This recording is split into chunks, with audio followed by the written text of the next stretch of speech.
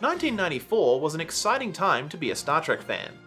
The franchise was preparing to launch its fourth live-action series, Star Trek Voyager, while Star Trek Deep Space Nine began its third season. And even though the franchise's flagship, Star Trek The Next Generation, came to an end after 7 years, the cast were about to make the leap to the big screen in Star Trek Generations.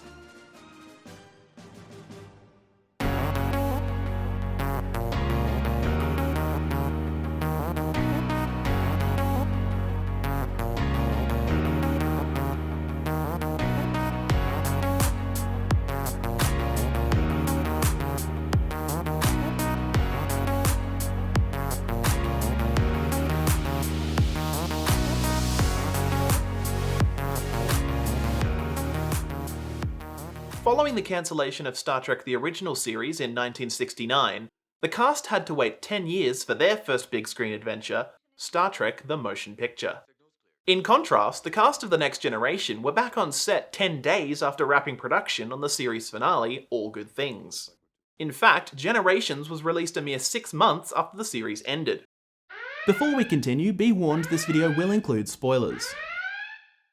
As the film's title suggests, Generations was intended to pass the torch from the TOS cast to the TNG cast, despite that task having already been accomplished at the end of Star Trek VI: The Undiscovered Country. They will continue the voyages we have begun, and journey to all the undiscovered countries, boldly going where no man, where no one, has gone before. The prologue takes place in 2293, the same year as the events of The Undiscovered Country, and features the on-screen debut of the Enterprise B, finally closing the gap between the original USS Enterprise and the Enterprise D. Thankfully, this sequence doesn't undermine the previous film's sense of closure. The initial idea had been to bring back the entire main cast of TOS.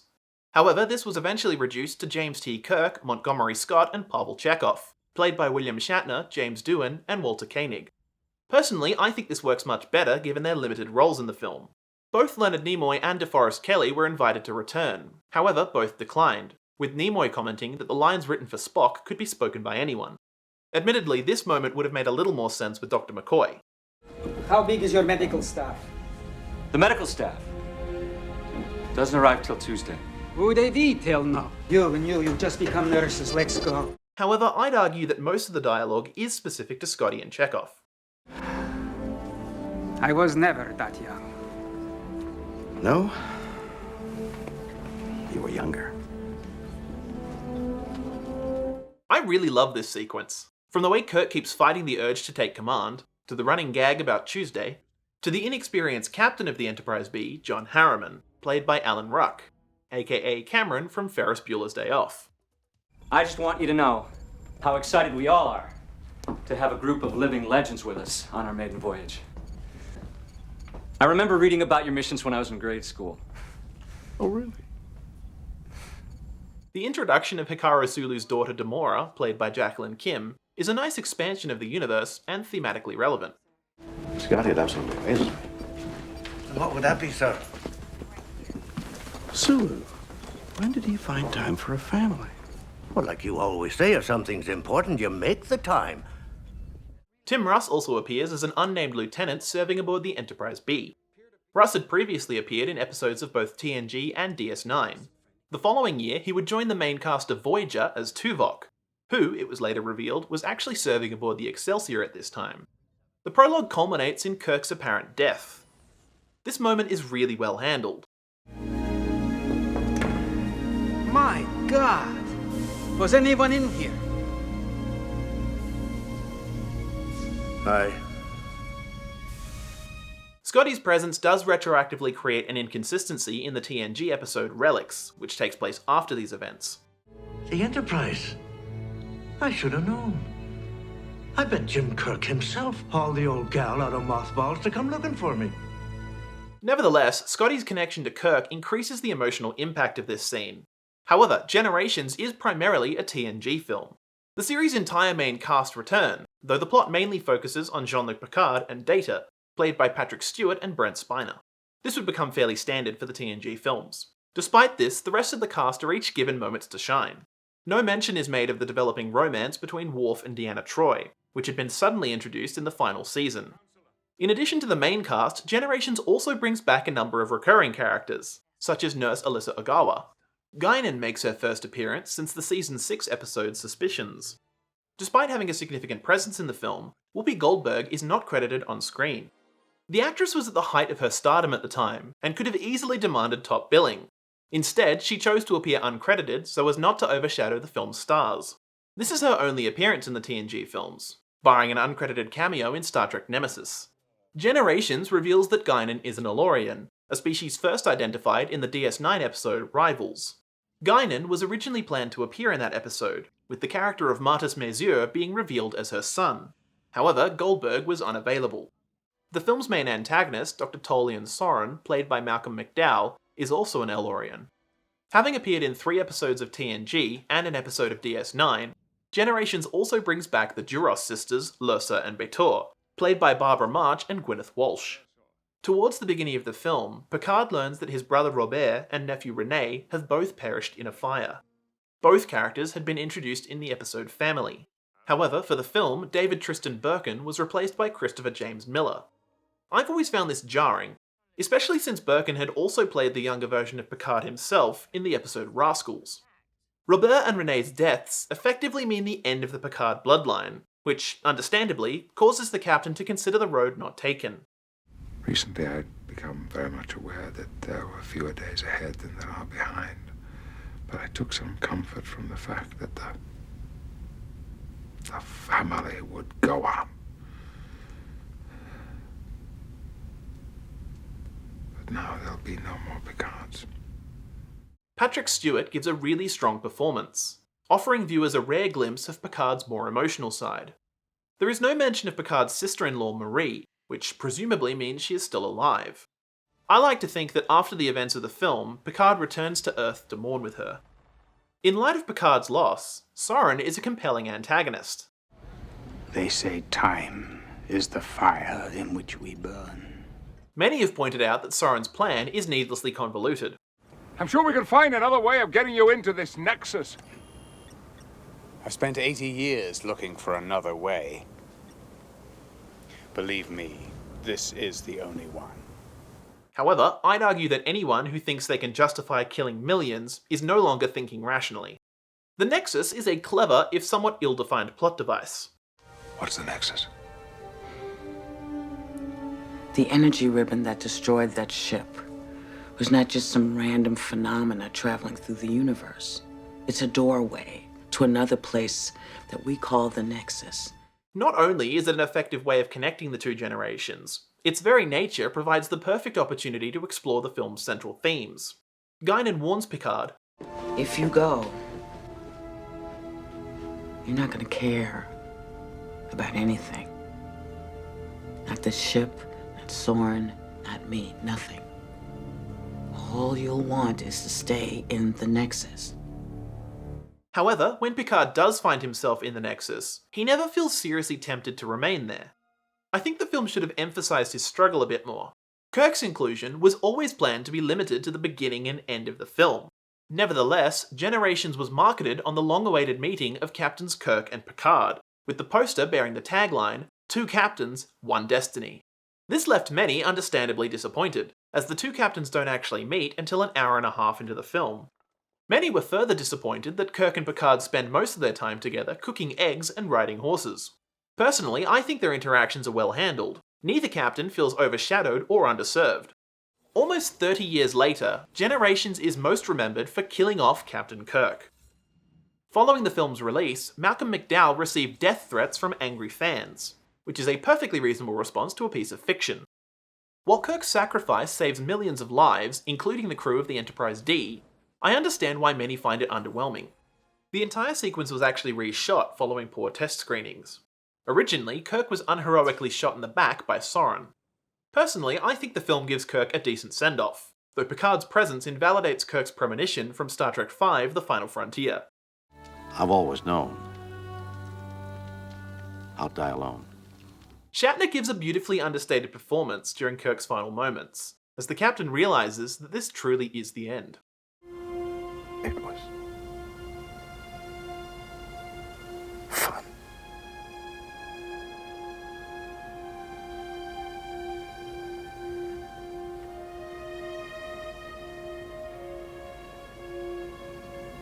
am I.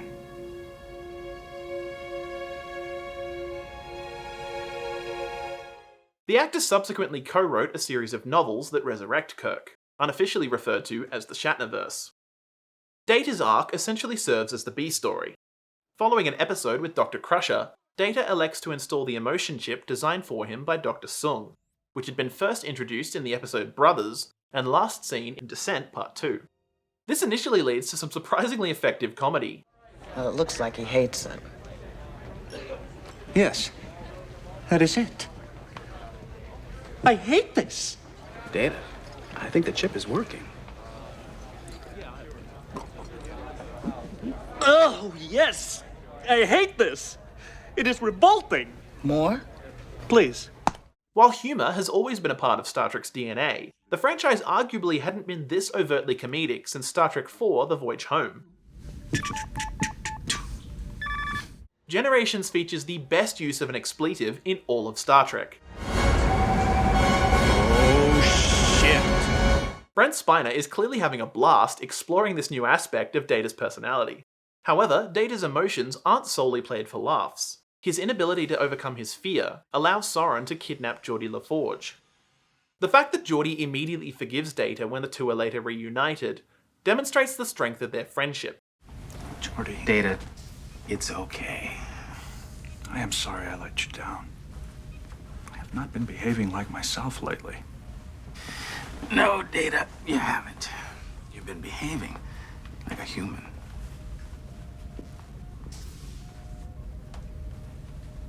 Data's emotional reunion with Spot at the end of the film is also a sweet moment.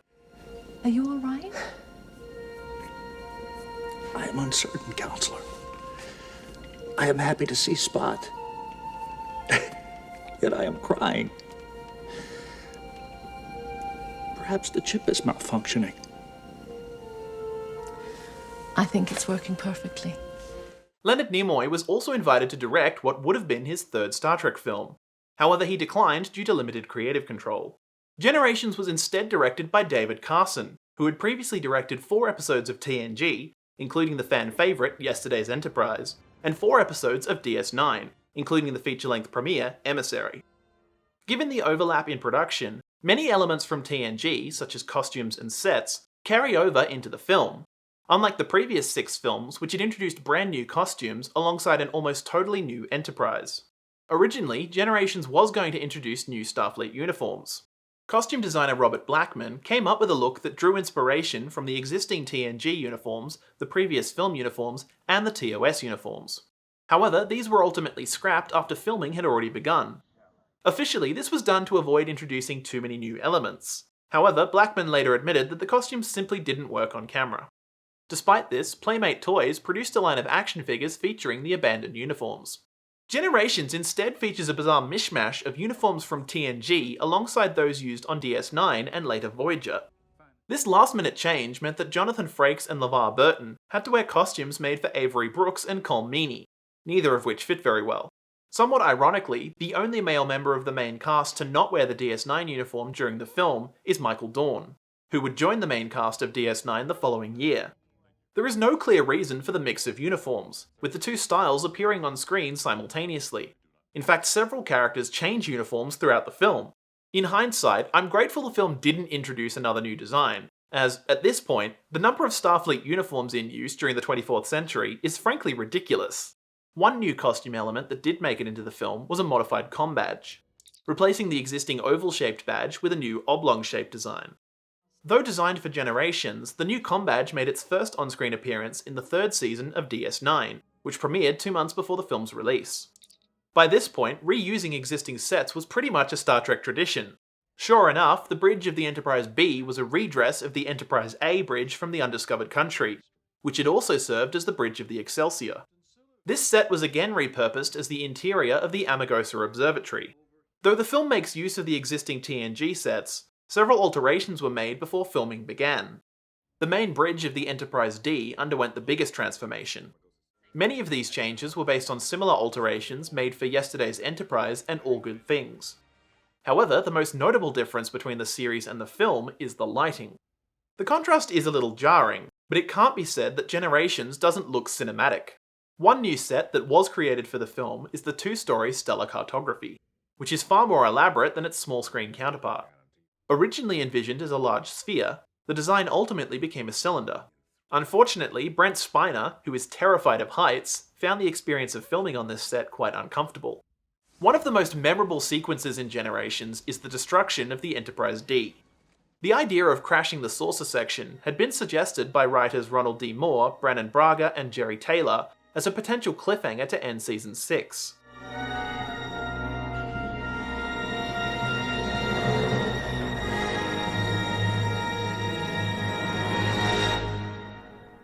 However, at the time, this wouldn't have been feasible on a TV budget.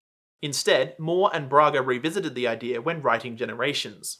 A similar concept would later be used in Voyager's 100th episode, Timeless, which was also co-written by Braga. Admittedly, the demise of the Enterprise D is a little contrived. It's clear the producers wanted the ship out of the way so that a new Enterprise could be introduced in the following film. Somehow I doubt that this will be the last ship to carry the name Enterprise. The method of execution does raise several questions, such as, why didn't the crew remodulate the shields? Why didn't they eject the damaged warp core? And how were they able to completely evacuate the star drive section in less than 5 minutes? Regardless, the crash sequence is stunningly realised, surpassing the destruction of the original Enterprise in Star Trek III: The Search for Spock. I am glad we got to see the Enterprise D on the big screen, as the Galaxy-class starship looks fantastic in widescreen. The Excelsior studio model was repurposed as the Enterprise B. Several modifications were made to distinguish the two ships, while also allowing the Enterprise B to sustain damage without compromising the Excelsior model. This sequence actually reuses a shot of the Excelsior at warp from the Undiscovered Country. However, the clip is brief enough that it isn't too noticeable. Far more egregious is the destruction of the Duros sisters' bird of prey, which recycles a much more recognisable shot from the Undiscovered Country. Generations features a combination of practical and digital effects. In contrast to previous Star Trek films, several ships were created digitally. Both the Enterprise B and D alternate between physical and CG models. The bottle of Dom Perignon used to christen the Enterprise B is entirely digital, as is the Nexus energy ribbon, which was created using technology similar to that used to create the Praxis shockwave for the Undiscovered Country. In general, the film's visual effects are impressive, and still hold up incredibly well. For the scene on the holodeck, the Lady Washington stood in for the Enterprise. The ship's holographic crew were portrayed by the actual crew of the Lady Washington. At one point, Captain Bill Larson can be seen taking the helm from Deanna Troi. 9 years later, the Lady Washington would portray the HMS Interceptor in Pirates of the Caribbean: The Curse of the Black Pearl.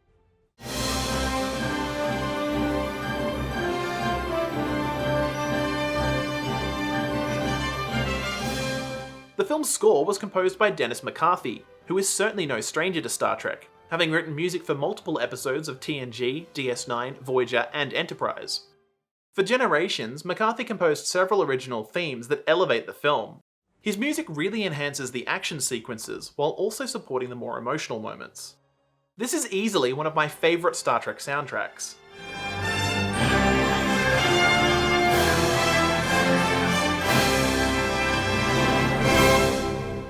Being an odd-numbered film, Star Trek Generations is generally considered one of the weaker entries in the franchise. Like Star Trek Insurrection, the film is often accused of being little more than a big-budget episode of The Next Generation. In many ways, Generations serves as a second finale, though writers Ronald D. Moore and Brannon Braga, who also wrote All Good Things, have since admitted that the actual finale turned out better than the film. The script definitely could have used another pass to help clarify some of the more ambiguous elements. However, as the title of this video sort of gives away, I genuinely appreciate this film. I think it's done a disservice by being sandwiched between two of the best Star Trek films ever made. While it certainly has its flaws, I find Generations highly rewatchable. As always, I'd love to hear your thoughts in the comments. Let me know how you feel about this film. If you enjoyed this video, why not give it a like? Maybe share it with a friend. Or an enemy. Either way, be sure to subscribe and turn on notifications to see more content here on Channel 73.